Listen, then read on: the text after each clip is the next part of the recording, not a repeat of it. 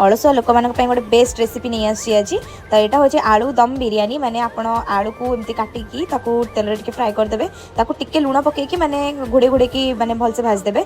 तापर बिरयानी राइस को जमी भात आप बनाते बिरयानी राइस टाक जमी बनाते सेमती बन सारापर किसी कटा पियाज को एमती पूरा भाजीदेला अधा तादू बाहर करदे अधार अदा रसुण कंचा लंकार छेचा टाक देदेवे। तापर टमाटो दे सारा हल्दी लंका गुंड लुण धनिया गुंड जीरा गुंड तापर टिके बिरयानी मसला देदेकी भलसे कोड़े देकी पानी देदेवे। तापर हाफ माने फुटी आसला पर आलू पकई सारिकी आम कौन करवा पूरा एमती झोल पूरा मारिदेवा तो मैंने पूरा कषा हो गला। तापर आराम से कड़ाई बंद करदे तापर आराम से तापर आलूर कषा को देदेवे टिके लेयरिंग जमी करती पियाज देकी तो केवड़ा हटर मो पाखे थिला आपण पाखे जदि नथिबो भी बढ़िया लगिवो। तो तापर धनिया पत्र देकी भलसे 5 मिनिट पई बसैदेवे हे गला हमर स्पेशल दम बिरयानी। तो आपको खाए को बहुत टेस्टी लगे और बहुत कम टाइम रे भी हो जिवो।